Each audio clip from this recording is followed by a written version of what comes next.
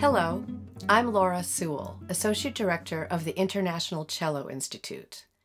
Today I have the great pleasure of speaking with Nancy Green, one of the distinguished women cellists we are highlighting as part of our new ELLE interview series. Nancy Green is an internationally recognized recording artist, known for her highly acclaimed CDs of previously unrecorded works, as well as staples of the cello repertoire.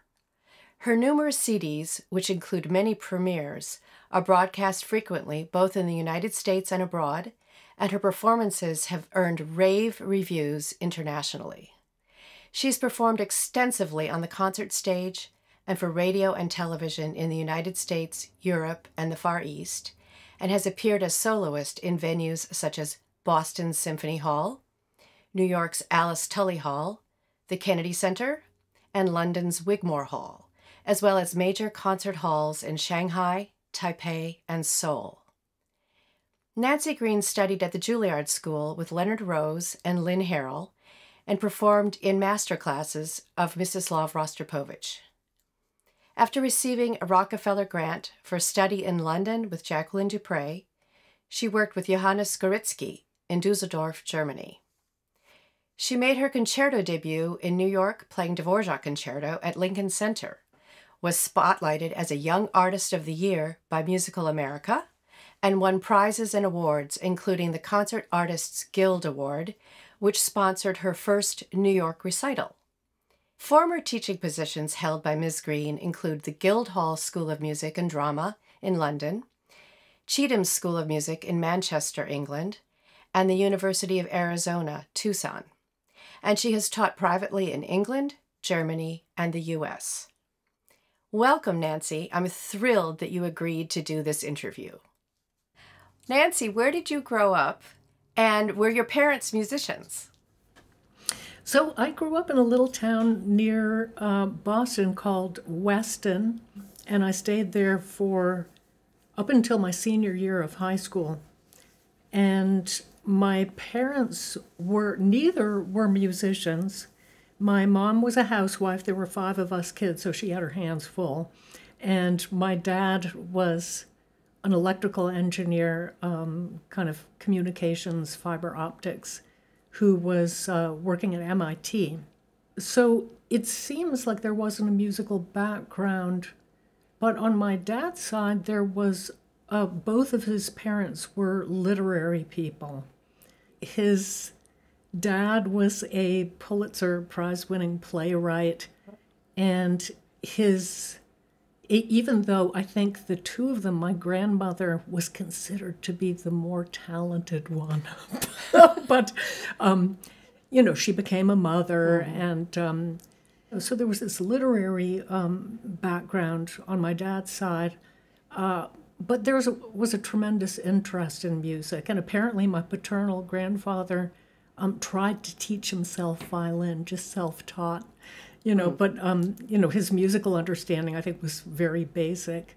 But my dad had a great year. I mean, it wasn't really very musical, but he could whistle, just entire pieces from memory. And he was like that with poetry, too. He had hours of memorized poetry. Did you feel supported and encouraged in your early years of studying the cello? Very much. I mean, my parents' style was to make it available without pushing. Mm-hmm. So we got art materials, we got a kiln, and we got clay, and we got paints and crayons and canvases. And they sound like really interesting people, just all the way around. Yeah.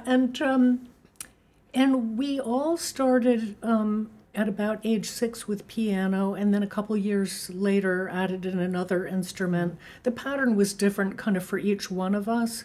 For me, I think when I was 8, I started cello, and then a year of overlap, and then I dropped the piano. Yeah. I don't think I showed a particular aptitude for piano, but I had a similar experience.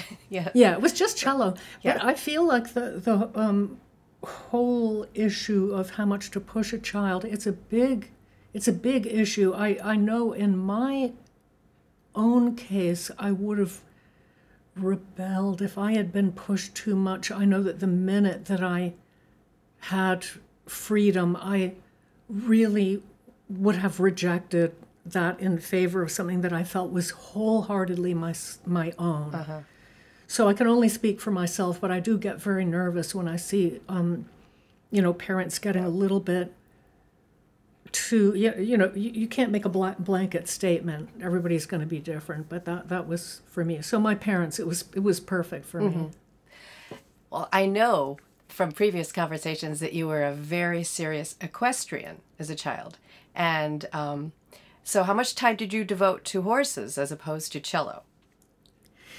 Okay, so I didn't get my horse until I was 16, and I think I started riding lessons maybe at 15 or something.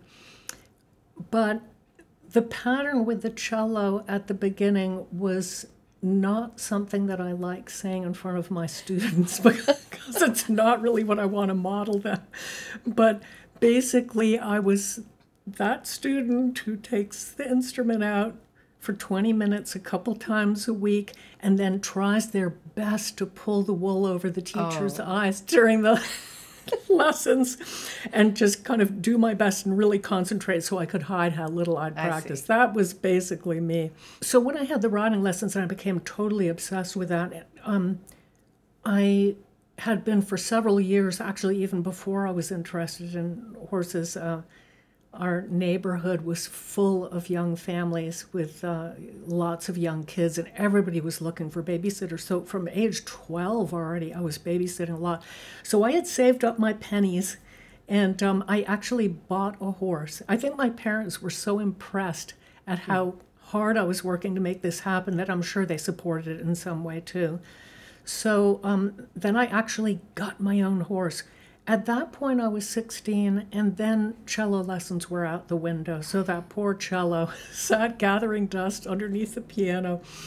And I don't think I played at all. I didn't take lessons when I was 16. And then when I was 17, and we moved to the New York area, and we actually brought the horse down and boarded him for a couple of months, but then my parents made me sell him, which was so sad. Oh, I bet that was really sad. Yeah, it was kind of heartbreaking. But at that point, I had a lot of soul searching. What am I going to do with my life? Everybody goes to college next year, but I don't really have any passion. There was nothing in school that kind of turned me on.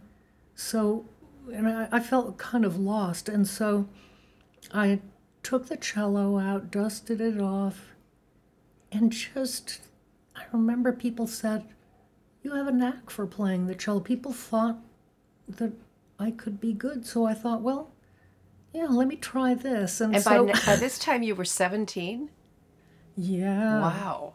I was like 17 and a half. I've always been a really late bloomer, and I see that in my family, and I see it in my son too. But yeah, so I needed to throw myself into something. So from then on, cello was the thing.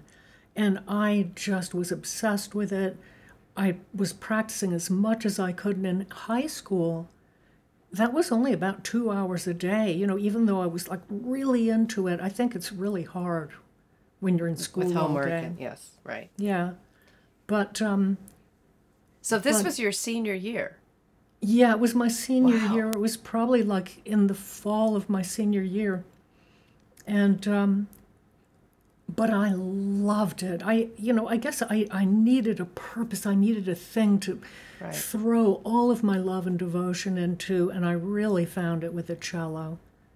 So how did you manage, if that was your senior year, did you actually do auditions for music school like that spring? Or what happened next? So this was going to be my thing, and I was really into it. But, even I knew there's no way I'm getting into a conservatory at that point. It's just not happening. So I just hadn't practiced seriously for long enough. So I went to, my first year, I went to Ithaca College in Ithaca, New York, and actually had incredible luck because the teacher there was fantastic. Einar Home, who called himself Jeff. So Jeff was, he was fantastic. He had studied with Zarnel Sova. He studied, I think, with Leonard Rose as well. And he played in the Casals master classes. So, he really knew his stuff. And he was an incredibly enthusiastic, giving teacher. He actually lent me an instrument a couple of times, a testori, and then later he lent me a violon, which I used even when I was in Europe. It was because of him. He took a carload of us out to Syracuse, New York, and we heard Jackie play. I mean, this was in 1970 or 71. It was either the fall of 70 or the spring of 71. I don't think she played much longer than that, Laura, did she? No. I forgot Jacqueline when she Dupre, stopped. I think, was done by 72. I think she maybe did a few performances in 1973, but she was... Yeah, because there are two things that I remember about that concert, and one of them was because Jeff took us backstage, and just seeing her, she looked incredibly pale. Oh. And now when I think back about that, I think, oh, God, just too much Was it a stress. recital or was it a concerto? Yeah, it was a recital. Yeah, and then he took us to hear Starker as well. So these were my first exposures to hearing, great cellists live. And the thing that I remember about that was he played the Piatti Seventh Caprice as an encore, and it was incredible. The bubble, because he did with the kind of bubbly ricochet, and I remember kind of looking as closely as I could, and I just could not figure out how he was making that bubble. How was he getting that bounce? Because the thing was, there was nothing happening, no flick of the wrist, no nothing, just this arc. Amazing, yeah. Yeah. Anyway, it was a fantastic year, and just what I needed. I think he wasn't thrilled having a student that worked that hard who then wanted to transfer, but yeah. So then I and that year I had been so obsessed with practicing that I was practicing 5 hours a day, and it was really, really regimented, and I never missed a minute. If I were to miss a minute, that day was a throwaway, and I was completely disappointed. I was just obsessed. Oh, wow. I mean, I loved it. I loved being obsessed. It was the funnest thing. Right. It gave your life purpose, definitely. Yeah, exactly. Yes, something to work for.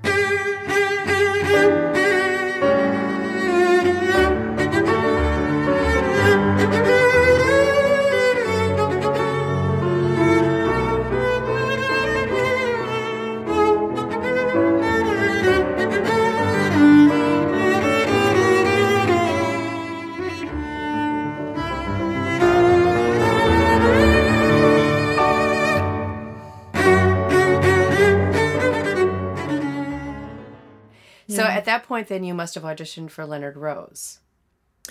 Yeah, Rose wasn't there the day that I auditioned, but I was assigned to him. Huh.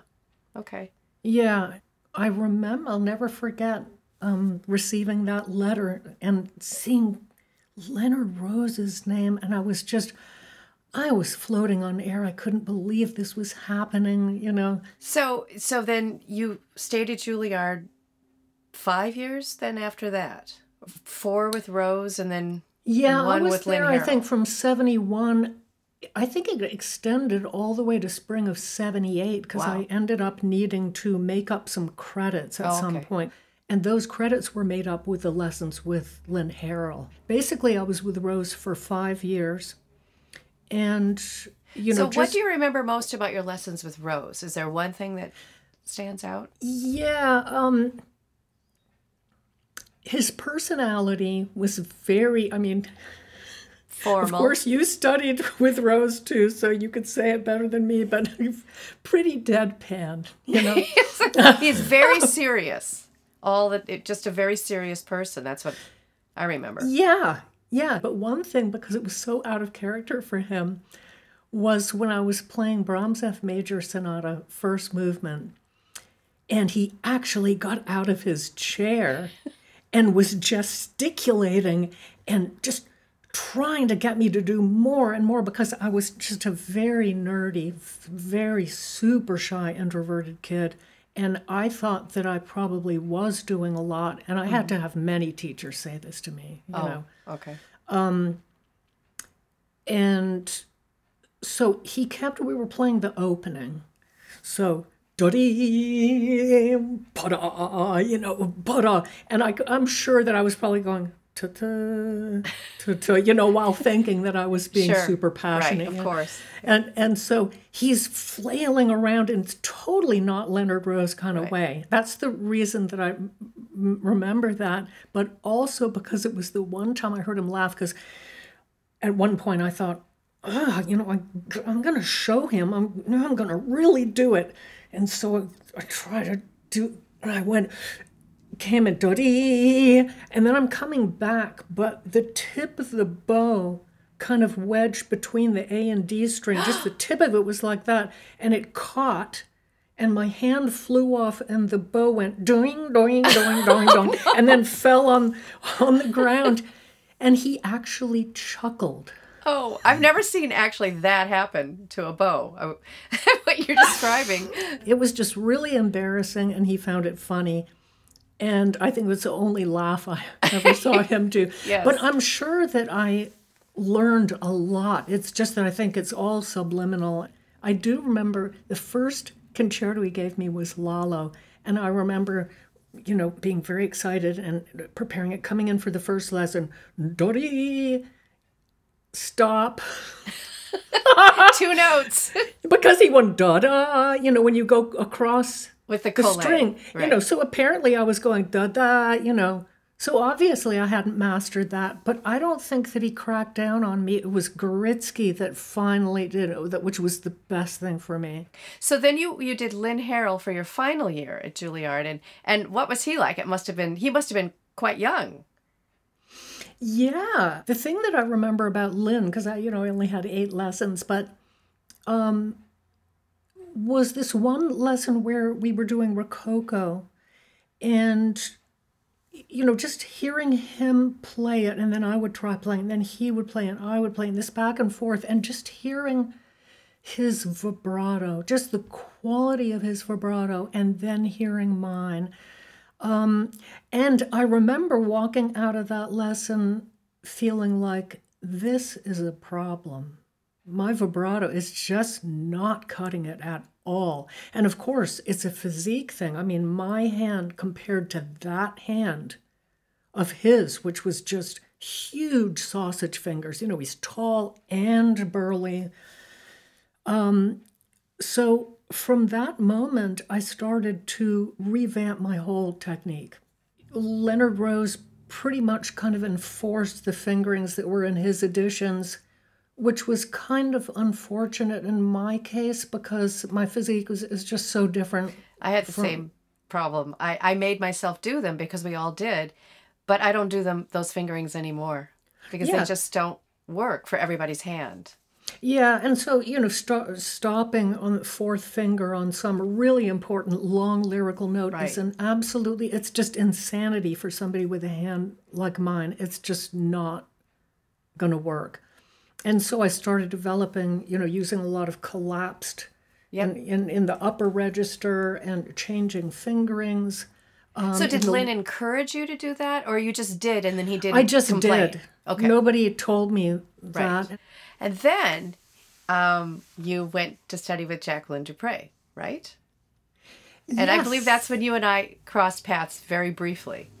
Yeah, I mean, before that, I did some master classes with Rostropovich. Yeah, so I went a couple times in Berkeley, California. I played for him a couple of times, and then he was just coming to the West, so it was a big deal. And then he was at Juilliard the next week, and I played for that too. It was all with a translator, and he didn't play. And so what did you get out of those lessons with Rostropovich? To be honest, I don't think I got anything of lasting worth, and that's a little bit the problem I have with master classes. I prefer teaching privately and building from week to week with a student and following up because it's a process. And when you try to help somebody in a master class and there's no follow through, I feel like it, and this is a real simplification. I'm sure it's not always true, but it always seemed to me that it could easily kind of devolve into a kind of more of a kind of show and tell for the teacher. Mm-hmm. You know, and Yes. a kind of show of charisma and command and everything, but I'm not sure what the students are really getting out of it that's of lasting use. Like one thing that he did was such a showman thing. This was in Berkeley, you know, with Rostropovich. I was playing the C major Beethoven sonata, and he has me stop, and then he looks out into the audience and says, "Is there a pianist out here that can play this piece?" I mean, if you were the pianist who just played with me, wouldn't you find that really horrifying? So the pianist comes up and nobody knows what's the point of this. So this pianist comes and they say, okay, now play together from the beginning. So we play. And then he stops and he said, "Do you know that you played it exactly the same with the second pianist as with the first?" Now that's a very good point. But I never would have done that because just being aware of people's feelings and, you know, it just comes off really weird. Yeah. Yeah, but you asked about Dupre. I was really getting tired of New York. I felt very stale and I was ready for something to happen. And then this incredible chance encounter with you. I know. Right? I mean, just crossing paths It was just by chance. Yeah. I remember it as like a 5 or 10 minute encounter. Mm-hmm. It almost seemed out of the blue how you said to me, "Oh, I study with Dupre, and I think you should go study with her. Here's her address. Here's her cover." I don't remember any of that. Well, I remember kind of like, whoa, like this just kind of happened out of nowhere as if it was sent by spirit or something. Yeah, and then giving me the name of people that I could stay with and everything. And so I wrote to her, and then I ended up living in Europe for 16 years in various places. But it all started with Jackie.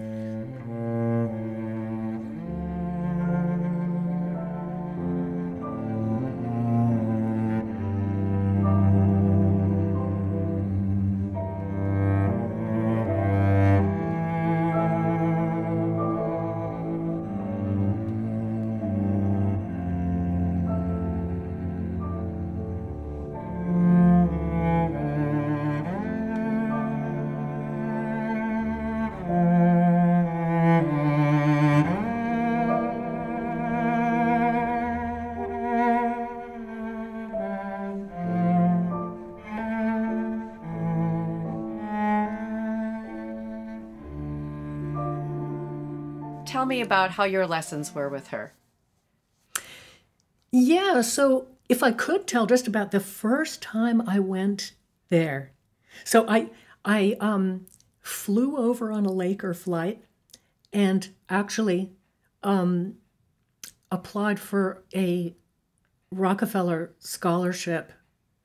And I think on the day that I flew, I tossed that into not thinking anything would come from it, but I got the grant actually. Wow. So that was really helpful. Yes.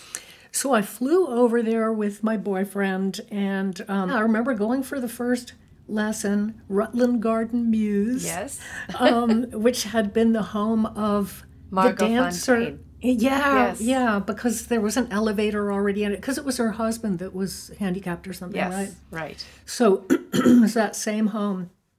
And the housekeeper let me in, and Jackie didn't greet at the door. I went, so she showed me to the living room, and I had a moment to kind of collect myself because, of course, I was really starstruck and really, nervous about meeting her and playing for her.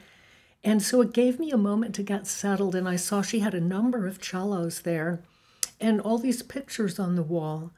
And there was a picture of, many were of her performing years and everything, but there were a couple that were more recent, and it showed the way she looked since becoming sick and being on medication, and that was a good preparation for me. Yeah, so I remember she was in a wheelchair when we worked, but mostly she did a lot of kind of gesturing bowings in the air, right? Yep. Yeah, yeah. And she remembered everything, like what fingering she used, what bowing. I mean, it was like muscle memory all in her head still.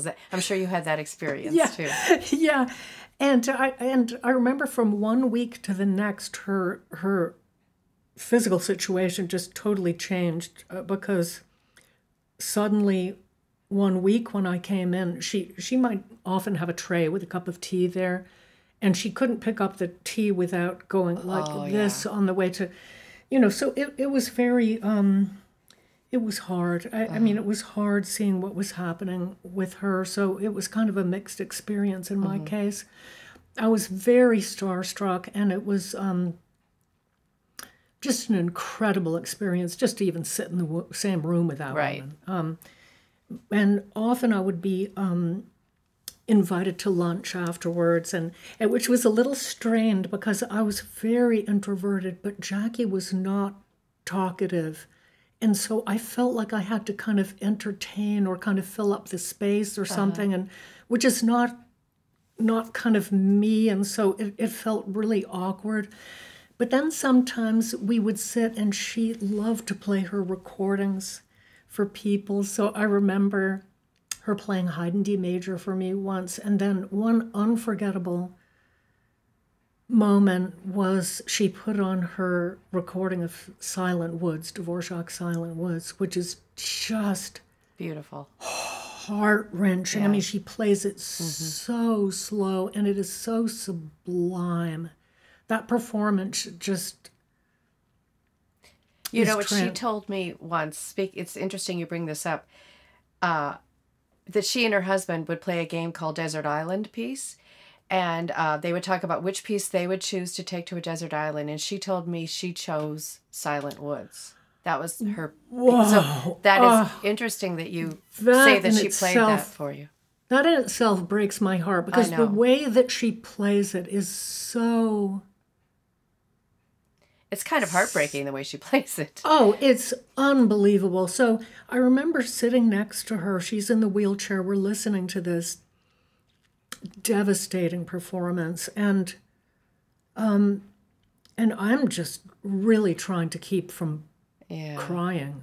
And I remember her just looking over and just kind of reaching out for my hand, just looking in my eyes. Oh, my goodness. And just this moment of wordless connection, of utter connection and compassion. Yeah. Wow. For whatever, being human. Yeah. But yeah, that was an incredible moment with her. Would she, I'm just curious, when she would play her recordings, would she critique, or would she say, listen to what I did here, or was she just silent while you were listening? She was silent while we were listening. Okay. She wouldn't say, observe this. Okay. You need to... I mean, I would do that. Like I would say, do you notice the connection with the vibrato or something like that? Case in point. You know how I'm bugging you about that all the time? Case in point. Listen to that. Right. No, she nothing. It's more like she was reliving it. She wasn't really, it's not so much a teaching opportunity. I think she needed to communicate. She needed to connect with people through her music. Yeah, I had heard, oh God, I have another story that I just because it's a little humorous and kind of painful. But so the one time that Barenboim was there, the one time that he was in the kitchen within earshot of what we were doing Dvorak Concerto First Movement, and the arpeggiated so we mortals go okay, so Jackie goes with separate bows. They're all separate. And then when it goes that one, of course, because she's Jackie, she then switches to with a perfect bubble, and then she goes back to that. And so, of course, she can come out of that with the ritardando there.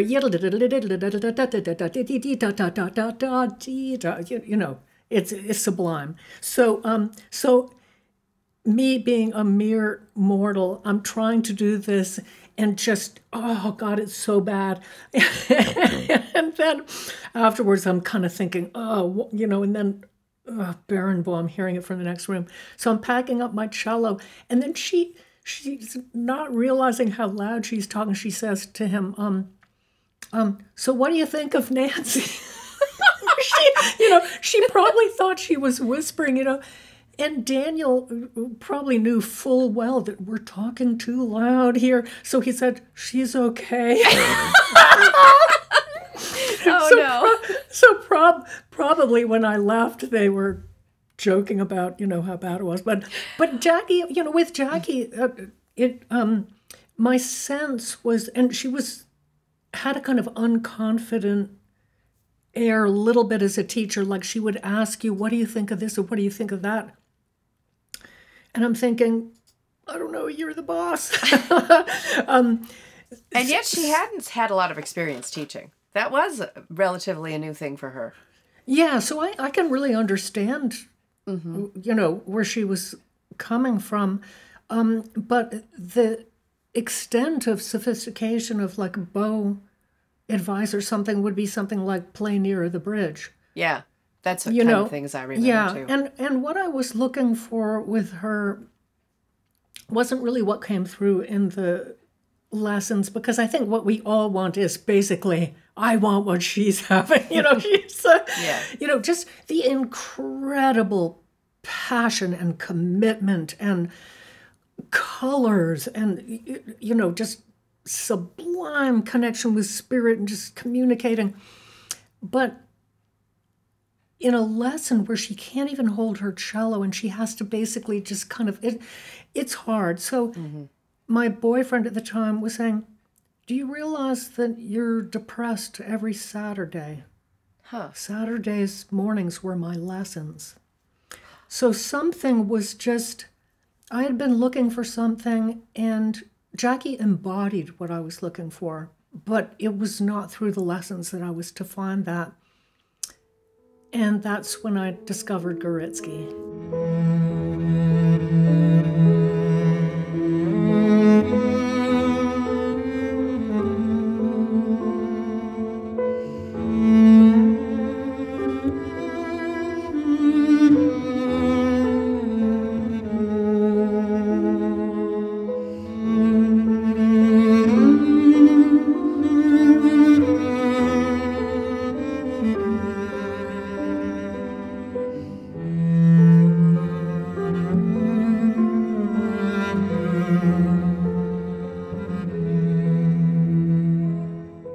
How did you first hear about him? Because I don't think a lot of Americans know about Johannes Garitsky. My boyfriend, who is now my ex, and always my dear, dear friend, and he's, steeped in the great historic players of the past. So he knows his stuff and he knows my playing. He heard Garitsky give this class and he said, you have to go to Dusseldorf to study with this guy. You've got to go study with him. And I thought, I totally trust that. And basically, I wrote to Garitsky. Garitsky hadn't heard me. I sent him a flyer of a New York concert or something, and probably a cassette tape or something. And then I just packed this huge duffel bag and had my cello and headed across the channel. Well, who had Garitsky studied with? What was his background? He had studied with Navarra. I know Sándor Vég, who's a violinist, but was a big influence on him, and Gaspar Casado. Oh, okay. And Garitsky turned out to be what I was looking for. I had heard all about how incredibly, profoundly inspirational he was, and just what an incredible musician, I feel like when he would describe things, he just had a way of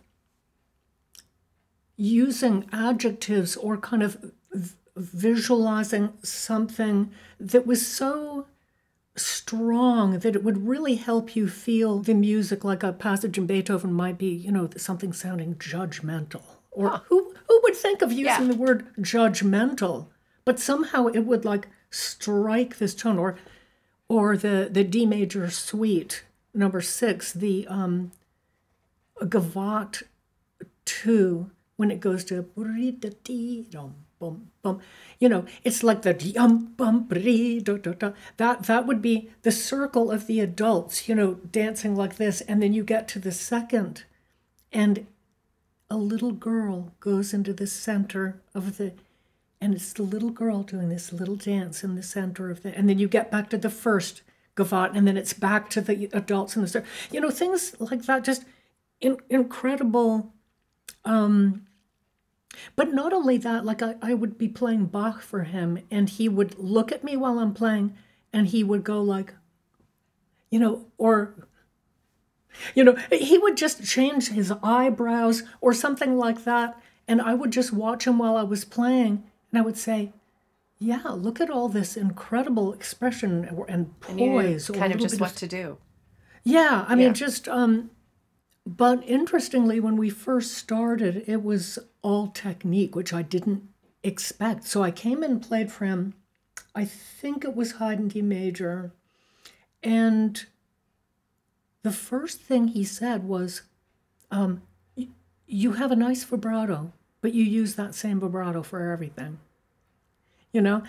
And I just loved the way he kind of didn't let me get away with anything. I mean, there was no, in retrospect, I felt like, boy, what everybody else kind of let me get away with is, and then he really micromanaged the bow. You know, just so we worked in incredible depth. And of course, I was an older person when I went to him. So, and he never gave up on me. So I had, you know, learned all the standard repertoire by then. And I'd played a lot of concerts. So, and I was older. I was 28 when I went to him. So things were kind of ingrained in a way that they wouldn't be for a younger person. So that made it more challenging for me to change. Also because occasionally I'd have a concert that I kind of couldn't just keep working on that technical thing. So I took a while, but he never gave up on me. And the good thing about that is we went over it and over every element of the bow. It really helped my teaching because going over this again, breaking things down. Now I really feel in my element teaching the bow. You know, it was a lot about, you know, at the frog kind of letting loose. go. I think with Rose, for instance, I don't know how you remember it, but it seemed, you know, kind of paintbrush. Right. He talked about pronation and... Yeah. So a lot of times, though, people will go like this, and then there's a kick. This kick, the kick. And so that's not what you want with the paintbrush thing. And so one thing with Garitsky, this is just one of many details, is that I would come into the frog, and just before the change, I would I would go into the supinated position just before the change. Well, I remember listening back to a pre-Garitsky Wigmore Hall concert recording that I had made, and then a post-Garitsky Wigmore Hall. The first one, you could kind of tell what bowing I was on too often, whereas the one after him, I felt like you really couldn't tell because those kicks at the frog, they just didn't exist anymore. And there was one really funny lesson with him, well, really memorable because the style there in Germany was there's always other people listening. So there's always, you know, like I could go and listen to anybody else's lesson and they could come and listen to mine. And it's great. So say you were about to learn Schumann 5 pieces in folk style. Oh, so-and-so is doing that. I'm going to sit in on that lesson. So I think it's fantastic. Yeah, it is. You know, a bunch of people were listening to this lesson. I was playing Pezzo Capriccioso. And that opening, he started to get me to use kind of a bow vibrato on that. What? I mean, he didn't call it a bow vibrato. I only was talking with a colleague later, and they used that word, and I thought, hey, that's kind of like what Garitsky was telling me. So he was getting me to, instead of kind of plastering the bow on and then holding it on this one plane, and then, well, the way I did it with Garitsky was there would be a circle at the tip. So if you were just in the upper half and you're doing a stroke, it's going to look like a figure 8, basically. Anyway, so So, but he was getting me to do some of this big playing in the pezzo, opening of it, slow opening of it, allowing an undulation of the bow arm within one stroke. And I thought, this is a little weird. But I tried it, and what was really valuable is a bunch of English-speaking students came up afterwards and said, it sounded so much more resonant when you did it his way. So it was very valuable. And I've tried that sometimes when I was playing a concert in a bad acoustic, try that undulating thing just to get a little bit more of a spin on the sound. I don't know whether that's woo-woo, but, these friends who I trusted actually said that it sounded better. Wow, that's the first I've ever heard of that. Yeah, isn't that weird? That's interesting. Fascinating. Did he have a big playing career himself, or was he more known as a teacher? I think he was more known as a teacher. And the thing is, he was a great cellist. But in a way, I felt that he played his best in lessons because the spirit behind his playing in the lessons was, I'm trying to show you this thing. And so he would kind of be showing. He would be exaggerating it a bit. And I think maybe the spirit of that in the lessons maybe was what made it so exceptional. He did some things that I don't think anybody could pull off, like Dvorak.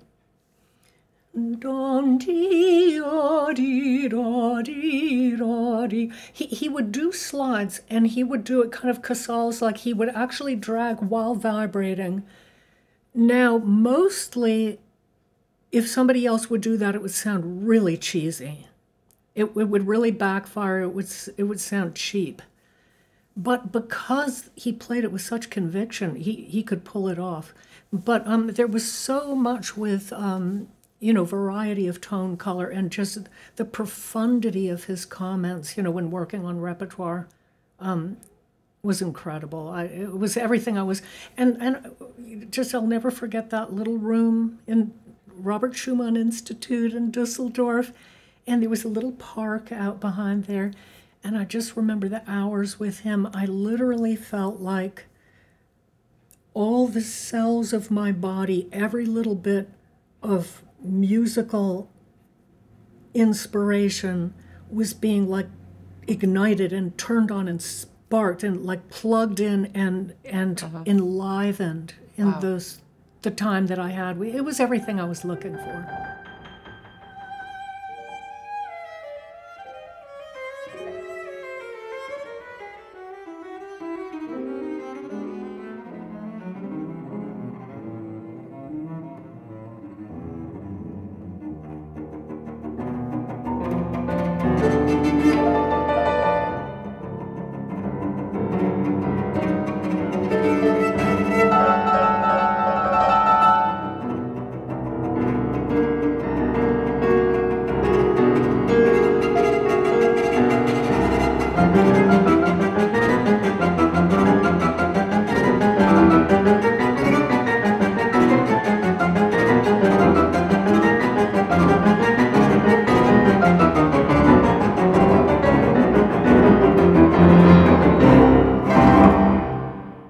So how many years did you spend with him? I think it was 2.5. And towards the end, we had a chamber orchestra called Deutsche Kammerakademie, a German chamber academy. And that was a lot of fun. And it was not a full-time gig. We recorded and did some tours and stuff. But it was kind of off and on. But we got a monthly stipend. Wow.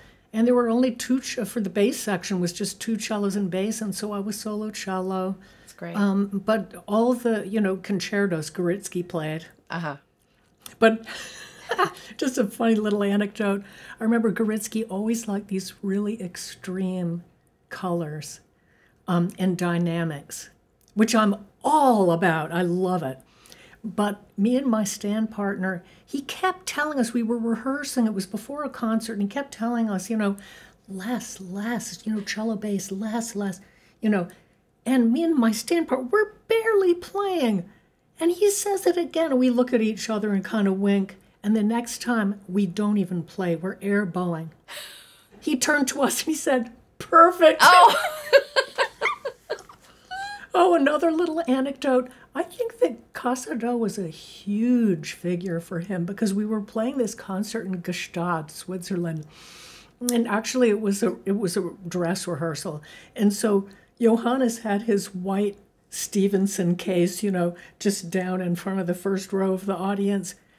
And we were rehearsing, and he kept turning around in this really paranoid way. He said that he thought it was Casado listening to him. oh, the ghost. Oh, that's great. Well, then I know you lived in Germany, Holland, and England for a number of years. So tell me about your different professional activities in those countries. Yeah, so the lifestyle there for me was similar to most of my friends. It was really gypsy lifestyle. You would get some students here. It's almost like you could just kind of live any place. Like, I want to live in, whatever, eeny, meeny, miny, mo. And then you plop yourself down and you get private students and you get recitals where you can and you get all manner of gigs. Uh-huh. You might sub in a local orchestra or something. You just kind of piece together a living, and it's very gypsy style. And I remember living just kind of financially month to month. I did kind of teach in a little bit of an assistant capacity. It wasn't official, but he had, sometimes a student, I'd give some extra lessons. And then I played in the chamber academy, Right. and, in between did, my recitals and stuff like that. I didn't start recording. I think my first actual recording, it was an LP, and I think it was when I was studying with Goritsky. And What did you play? What was on the recording? it was Rachmaninoff Sonata and Pezzo Capriccioso. Oh, okay. And that was kind of a disaster just technically because the miking was not good. And I remember him hearing it and saying, "You can't make a recording out of that." He was very frank. So that was my first commercial recording. That was on GM. Well, I know somewhere along the way you had a child. And I'm just curious, how did parenthood influence your path as a musician? Yeah, so that was a very beautiful and unplanned occurrence. My partner at the time was a violinist in the Chamber Academy, Johannes's, Goritsky's chamber orchestra. Mm-hmm. We were living together in Dusseldorf. And sometimes when I think back about my adjustment to parenthood, I kind of laugh because I remember that I had arranged a gig at around the time he was born. And it's like it didn't even occur to me. I come back from the hospital with a new baby, and it's like I had this pie in the sky idea that 2 days later I was going to go play this gig or something like that. I had just had no clue, Right. No clue what it meant. So I remember, first of all, just not having any idea of what it meant. Right. I was really clueless. And you also didn't have family around to help other than your partner, right? I mean, Yeah, and that seems to be a pattern with me, is to live very far away, because I have a very tight, very supportive family. But so often I lived very far away from them, so that became a real issue for me. Some of my first memories were, having my son in the little bassinet and putting him right beside me, and then the student would be here and me, and there would be my son like 2 feet from me, So it was a big adjustment. So I was living in Germany still at the time when he was 10 months old. I got a job at Cheatham's in Manchester. So we set off to move back to London. Also because my partner, a violinist, he wanted to freelance there, and there was a lot more going on in London. But I have some memories of that. I remember going, and I was breastfeeding still at that time. And so I had to stuff all this stuff in my bra because I was leaking so much. And, it's one of these things of parenthood, you don't think of, but when you're trying to do a full professional life and do the parenting thing, right. there are certain problems which are very gender specific. Right. Case in point. Right. So, so that gave our whole little family unit a kind of financial base. And I only had to go there once a week. Would you take the baby with you then when you would go for the day? No, so Matthias would stay. Yeah. Going up to Manchester was a lot, and so I decided that I wanted to stay close to London since that's where I lived. So I got in touch with the Guildhall, and they gave me an interview. And so I got a babysitter, and I met this babysitter on the train bridge, and I was going to get ready for my big, Guildhall interview. And I was handing the buggy over to the babysitter. His name was Kooky at the time. That was his nickname. So Kooky started to kick up a fuss and would have none of it. He was not going to go with his babysitter. Now, if I was a more mature me, I would have just said, I'm sorry, but this has to be. But because I was a total softie, I ended up taking him with me in the buggy because I thought, well, he usually sleeps at about 11 a.m., which is when the interview is. So I come in, and he's not sleeping, and he's not sleeping. And then, these two men with their ties and, going, and I'm doing this interview, and he won't stop fidgeting, he won't fall asleep, and I'm getting the keys out of my bag, and I'm rattling the keys in front of him trying to talk to them. Another pretty gender-specific, tends to be gender-specific Were they issue. nice about it, these two men? You obviously got the job.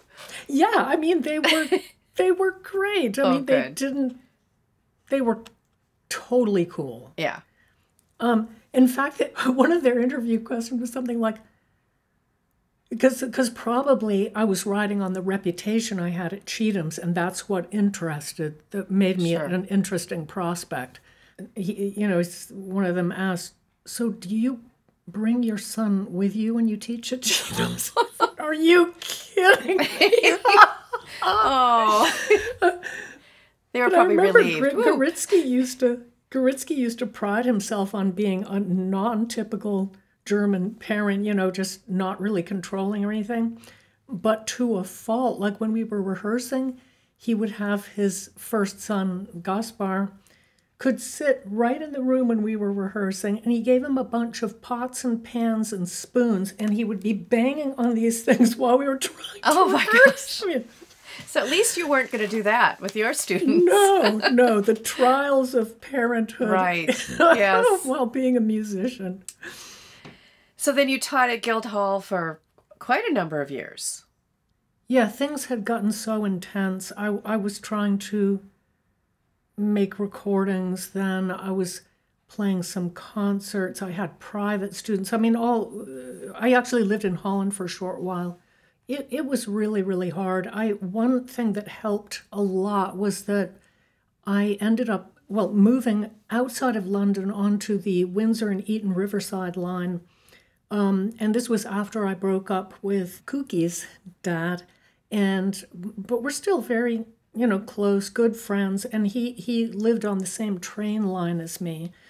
So I would, on the way to Guildhall, I'd bring Kooky in his buggy.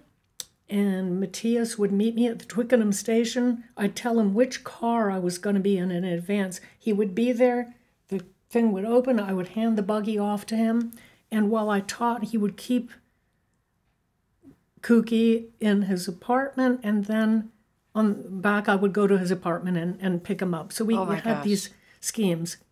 But it was really, really hard. One thing that I did was the house that I was in, I rented a room out always to a foreign student coming to study cello. So it was an Australian woman once, a Danish woman, a Scottish woman, and they would do some childcare along with, and I'd give them a lesson a week, and that was so helpful. So I had somebody there who could do something with my, with my child, and one of them even did some cooking and some, basic housekeeping stuff. And I don't know what I would have done without that. And I had to turn down several jobs, during that time, like Yehudi Menuhin School and other things. One thing that I did not say no to was taking on the juniors at Guildhall, because I was already teaching the seniors, the college level, and then they wanted me for the juniors too. And they made me kind of an offer that I couldn't turn down just financially. But I should have. The importance of saying no. It's so important to know your boundaries. And I didn't know my boundaries, and I accepted it. And with the menu in school, they even offered to have a chauffeur pick me up because I was living outside of London. So the route to get there, I would have had to go into London and out of it. So they said, well, will you do it if we have somebody pick you up?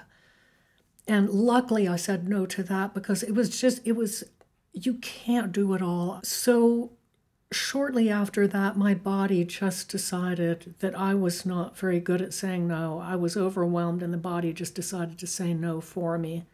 I actually was in the States getting ready to make my third CD, which was the complete works of Castelnuovo Tedesco, with Frederick Moyer, my favorite duo partner who happens to be my cousin as well, which is really fun.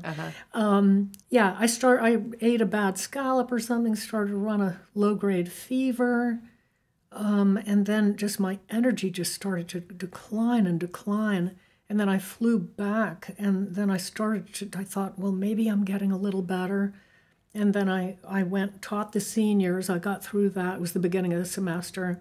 And then I went in and taught the juniors, and I just didn't even get through the day. Wow. I just had to go back. Like Matthias, exhaustion, basically. Yeah, it was just complete burnout. Wow. And so I ended up in bed for 5 weeks. I could hardly eat anything. My mom flew over finally, and with the help of a wheelchair, got me onto an airplane. Oh. And I flew back and lived with them for 8 months while I looked for another job. Meanwhile, I think just psychologically feeling that I had a support system made all the difference because I was getting better. I wasn't getting back to my full self, and later it was diagnosed as chronic fatigue syndrome, which I probably would have a lot to say about that, but that's a whole other subject. But I got back somewhat on my feet after that and applied for jobs, and I just felt like the cold and the gray of Europe and my incredible kind of schedule of everything, trying to do too much while bringing up a child single-handedly was insane. And what I needed was to do something for my soul. And at that time, I was very into shamanic studies. In England, I had gone on every workshop that the Foundation for Shamanic Studies offered, including shamanic counseling and some of the really more advanced ones. And I just loved it. And I was also really, really inspired by the books of Carlos Castaneda. And all those books, they all take place kind of like Mexico, Tucson, Arizona, California, Yeah. And so here I was just kind of completely burned out. And there was this draw for kind of this American Southwest, because of the Castaneda books that I was so obsessed with. And then I remember my aunt giving me a call. She used to be a concert manager, and so she was helping me. She had College Music Society listings, and so I was on the phone with her, and she said, yeah, I'm looking at the college listings. So I was looking for a college teaching job, and she said, yeah, I don't think there's anything that you would want, because none of them are near family. And I said, well, out of curiosity, what is there? She said, oh, let's see, there's something in Arizona. And I thought, yeah. I was really kind of like, and where is it? And I was just waiting. It almost makes me want to cry. And when she said Tucson, that's my job. I'm going there.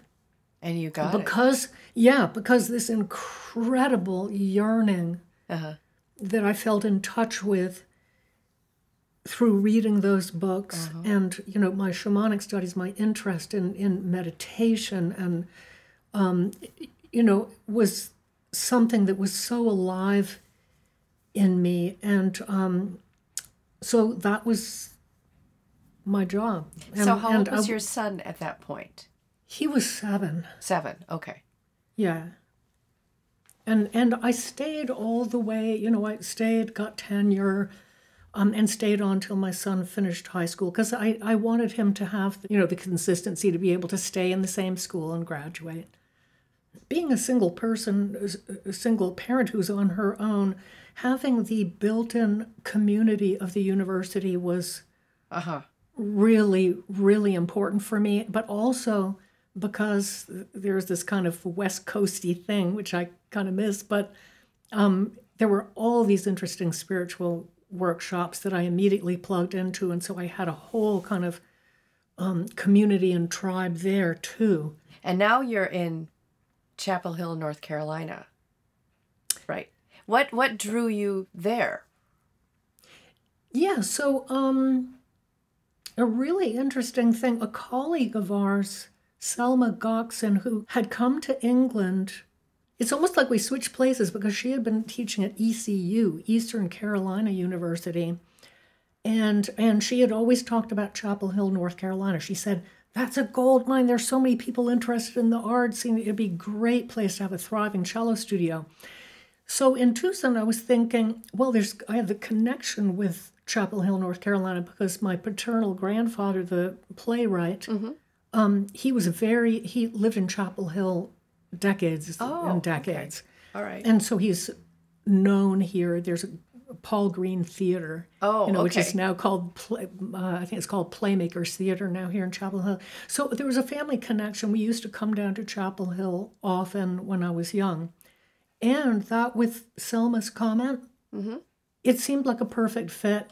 And also I wasn't getting any little inspirations from the universe, or nothing else was happening. So, and also my parents were moving down here, and they were older and not totally well. Right. So it seemed to make sense. Sure. And I've been here for 13 years now and love it. It's great. So I have a private studio, and I stopped giving concerts in 2015. It's been very important for me with this chronic fatigue issue to really stay in touch with myself in a way that I wasn't in England. That when my body had to speak so loudly that I couldn't ignore it anymore to get me to make a lifestyle change. I don't want to have my body have to speak that loudly to me anymore. And so in 2015, I stopped that because I knew that I still had the outlet of recording. So mostly in Chapel Hill, except for the Complete Mendelssohn, Complete Beethoven, it's been mostly video. Are there particular recordings or performances that you're extremely proud of when you look back? I love all of them like my own children, kind of in different ways, and maybe I thought maybe one track was more successful than the others. I mean, they're all very different. There are two that kind of stand out, not because I'm more proud of them, but because they're just unusual. And one is Jaguar Songs, which is music by the Venezuelan composer Paul de Sem. And these works were all written in the 21st century. And a lot of them were multi-tracked. So that was, I don't do a lot of contemporary music. So that was really interesting for me. And also the multi-tracking was super interesting. I'd never played with a click track before, and I had to figure out how to do that. I mean, I've got this thing in now, but I had to do that, try not to have it knock against the fingerboard, and then kind of layer things on. And also these pieces hadn't been recorded before, so I didn't have the reference of another recording. So you might have a cello quartet, and I would layer on top, but I only really understood the piece once I got them layered on top of each other, and then I'd realize that the way I was playing, one of the first things that I tracked wasn't exactly right for the music. So then I would go back? Yeah, exactly. Oh, okay. So it was really, really, it was really interesting. It was a real learning curve for me. And there was one piece that was like a Pitsy Kitty Plus. And it was a lot of plucking, and And I remember taking a dinner break with the engineer, and I thought, hey, I've got an idea. Let's go, and I'm going to put nail polish on my left-hand fingertips and here. So when I do this plucking, it sounds really metallic and really getting a real bite on there.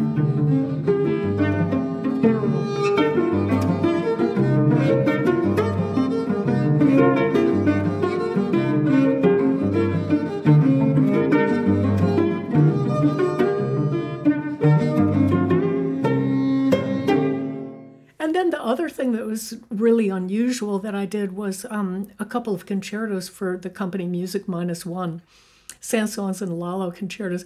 Recording that was interesting because what I had to do was record the solo part without hearing the orchestra at the same time. So you really have to know the piece. Wait, so with no accompaniment, you recorded Yeah, it? Not I had to give them a anything. track. Oh, wow. And when they asked about that project, I said, okay, I'll do it, but not if I have to, alter my interpretation. So I wanted to play it the way I wanted to do it and then have the orchestra have to wrap around that. So that's what we did.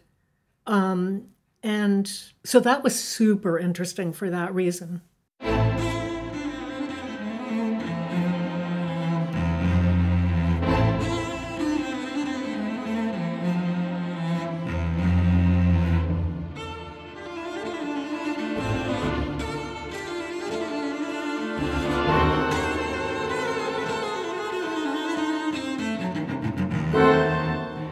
So, I mean, there's obvious differences between performing live and recording, but do you find there's something deeply satisfying about recording because you can get it so perfect, or is it kind of artificial in a way? Yeah, it reminds me, I heard there was this quote from Glenn Gould from some interview where the interviewer asked him, what is it about recording? He said, or about performing that you don't favor so much? He said, the lack of a take two. That's right. I mean, there's no doubt about it. Live recording, I mean, obviously, it's just a thing of incredible beauty and ecstasy. And the fact that it's just an in the moment. And then it's gone. Experience. Yeah. So a beautiful thing. And it's not any judgment on my part. It's like what I'm constitutionally capable of doing. And just finding that the traveling, it just didn't work for me. So it's almost like the universe was just pointed, yes, that's a beautiful thing over there. You're going to do this. I see. That really worked for me. A lot of my... Are you a person who enjoyed live performance? Or, I mean, some people thrive on it. Or did you have, problems with nerves and you'd really rather not have to deal with it if you don't have to? Well, I actually kind of prided myself on not having nerve. In fact, one of my colleagues, Gene Drucker from the Emerson Quartet, he said to me once, you don't know how lucky you are that you don't have nerves. Well, that was when I was younger, and I think in a way I was really impervious. I remember doing things like playing Pezzo Capriccioso live on New York radio. And then I remember, so I've had a couple of instances of severe nerves out of the blue where you think, oh, I'm not somebody who gets nervous, and then this thing hits you. One was when I was pregnant, and I was visibly pregnant, and I think that I was a bit off balance just as a person. Mm-hmm. Yeah. Because I was adjusting to a lot. Yeah, right. So I think I was a little bit knocked off of my power. And I was getting ready to play the second half of a concert, and the second half was going to start with Pezzo Capriccioso. And I just remember being backstage and feeling like a horse that they're trying to lead into, like that scene in Gone with the Wind, where he has to cover the horse's face to lead him through that burning building. I felt like, I don't know what it is in me, but I don't want to do this. I don't want to do it. very uncharacteristic. It was horrible. You have that attitude, you've already decided. So I went on, and predictably, I had what seemed to me like disastrous moments. I mean, I'd practiced it so much, you can't get totally derailed if you practice it as much as me. But when little things happen, they seem huge when you're on stage. And at least a couple of little flubs happened and then of course I would get back on. But it just felt traumatic. I was just so, I was nervous. And another one was when my mom was dying, and basically I think I was a bit out of my power then. I was playing an audition for a conductor, and I'd gotten lost on the way. Oh. And I got there, and I thought, okay, get my cello. They gave me one of the green rooms, and I thought, okay, so I can just kind of get warmed up and everything. And then they came down and said, we're ready on stage for you. Oh. And I went up there and started to play. And that was another one where I was not in my power. And it's such an unpleasant experience. And I was playing Rococo. And both high C's, da-da, what? Both of them. I played that under John Williams in Symphony Hall with the Boston Pops several times. I never had a problem with that. I played it in recital a ton with piano. I never had a problem with that C sharp. Why? Because I have my trick fingering I use too, and I'm so collapsed that you can find that pitch anywhere. I couldn't, but it just so knocked me. Mm-hmm. And I think it's so important. I think maybe it's something human, but when we have a bad experience, it has too much of an effect on us. We don't let the positive experiences have the equal effect. Oh yeah, that was great. Right. That's a good point. But it's the bad, it's the bad ones that somehow are the real dangerous ones, because they can get way overblown and just they stick with you. Yeah. Thinking about tools for performers, one is visualization, just mental preparation, assuming that you've done the basics of the practice, but say it's about being in a good place for the performance. I think playing and imagining that you're on the stage. You can imagine, you can literally feel the space. You can feel the rustle of the audience. You can kind of, hear the pianist maybe turning a page behind you. Visualize it, you're there. And you do this when you're feeling really relaxed and really on. And then you play and you just imagine that you're there and you experience like that. I think that can be incredibly powerful preparation.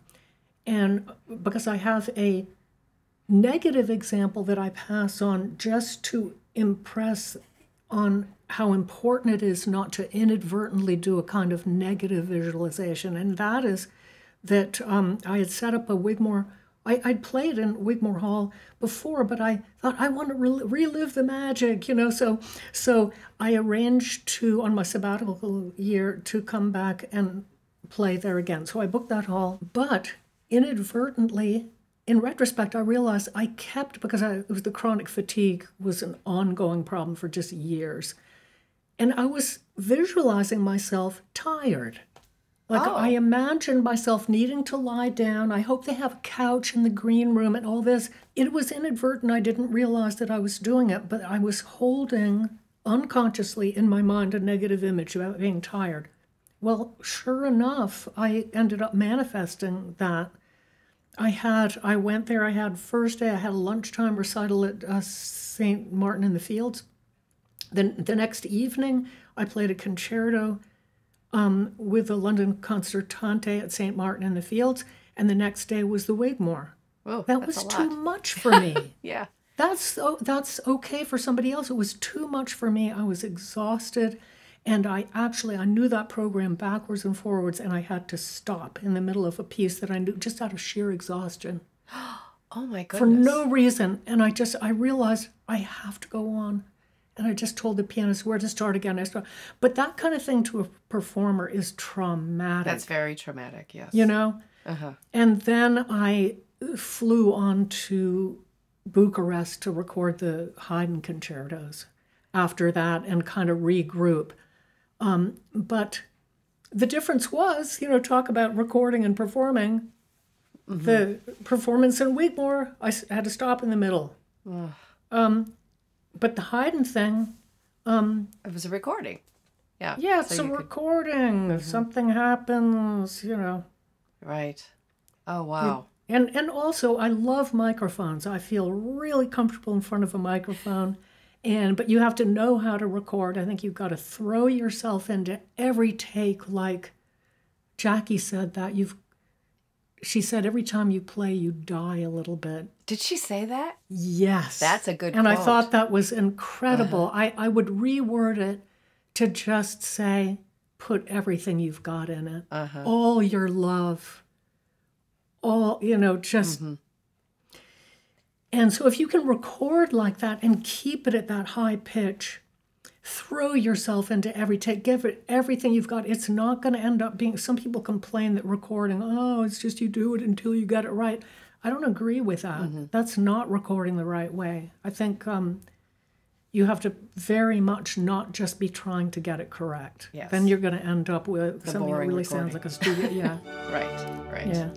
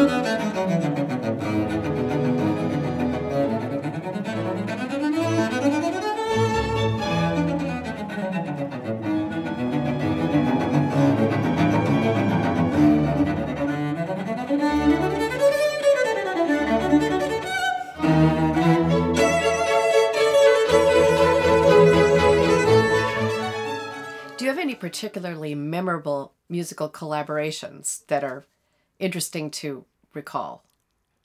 Well, first, of course, notably would be playing with my duo partner, Frederick Moyer, who happens to be my cousin. That's always been really special because I feel so grateful. We feel music so alike. Not only that, but we just have a great time together and so many good laughs.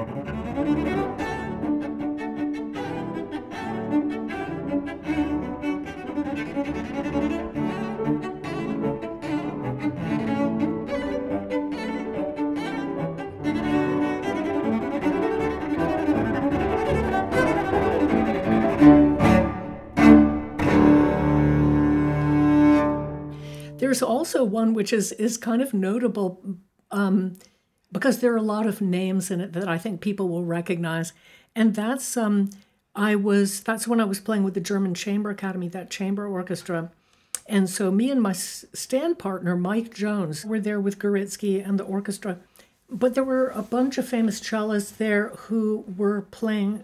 They gave us Bachianas Brasileiras with a soprano. And so there are 8 cello parts. And the lineup was Misha Maisky, Heinrich Schiff, Thomas Domenga, Boris Pergamenchikov, Antonia Meneses, Johannes Goritsky, me and my stand partner.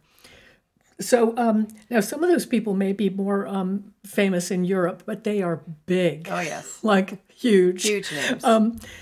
And so we had a first meeting, like who's going to play what part? And of course, everybody's very ambitious and wants to get that first part because the cello one part is So that beautiful. incredible melody. Right. Everybody wants that. So the first meeting was hilarious because you have all these personalities, these big personalities and big egos, all very congenial. But that was very much under the undercurrent. And it was really entertaining to see all these people interacting. And at one point they say, okay, so how are we going to decide, who gets what part? Hey, let's write numbers 1 through 8, throw all the pieces of paper on the floor, and then everybody sticks one with their end pin, which I thought sounded like a lot of kind of passive aggressive. Yeah, right. I don't know. Stab it. But we did end up just putting them in a hat. And I ended up choosing number 8. So I was sitting, and Maisky got 7. So we were... You were stand partners. So we were stand partners. And I remember, there was this kind of undercurrent of ego. So I remember Maisky saying to everybody, well, I'm the only one sitting next to a woman. Oh, dear. Well, who got the first part? Antonio Menezes. Okay. And then I think it was Johannes Goritsky was sitting next to him. And I think then it was Heinrich Schiff and Boris Pergamenchikov, Thomas Domenga, Mike, my stand partner, Misha Maisky, and me. Yeah. But that was a pretty, that was would a be very memorable, very memorable. Yes. Well, do you have any particular advice to give to young aspiring cellists, and particularly young women cellists?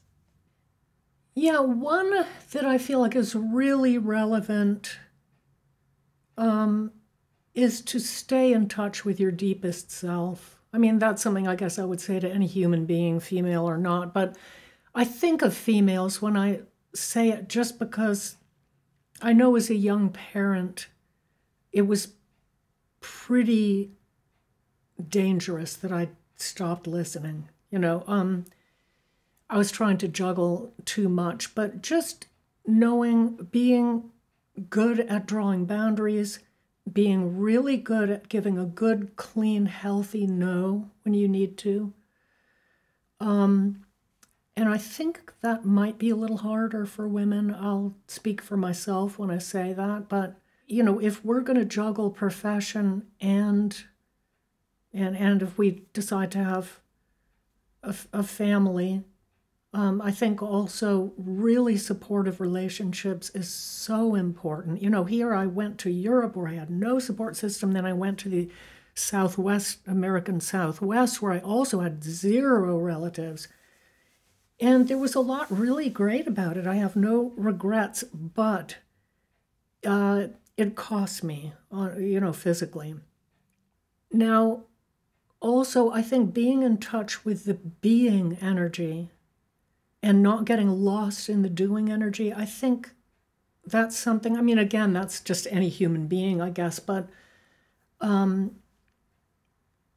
do think of it slightly as a gender thing, maybe for right or for wrong, but I feel like females are by nature just so, I think for us to stay healthy and balanced, being aware of the being dimension, that we don't negate that or run away from it, for endless doing, endless kind of like achievements and the next thing and the next, it becomes so out of balance. And just on a practical level, as far as playing, find your own technique. Just trying to, often we study with men and, they're so many great teachers. But the physique is different. And so I think a lot of people with a really robust hand, thick fingertips, they probably can't relate, to the issues that we faced. And so I remember something Jackie said, she technique is cheating. In a way, I'm thinking like the two-finger thing, Yeah. or some of the weird position things. You could say that's cheating, but it's making things work. Right. Right. Customize. Mm-hmm. I would say that's true. I find myself customizing my fingerings, and they're maybe even weird fingerings, but they work for me. Instead of, a big stretch or just, things that somebody with a huge hand could do. Yeah. And I didn't have the confidence to do that when I was younger either. So, well, this has been fascinating talking to you. This is really an interesting Laura. Conversation. Thank you so much. Fun to spend time with you, just talking about this stuff and nerding out a little bit. Well, it's been great to hear your stories, and what a fascinating life. Oh my gosh. Thank you so much for taking time to talk to us, and it's going to be so interesting for people to hear this interview, I think. I hope so. Well, we appreciate it. Thank you, Laura. You're welcome. Thank you. Bye. Bye.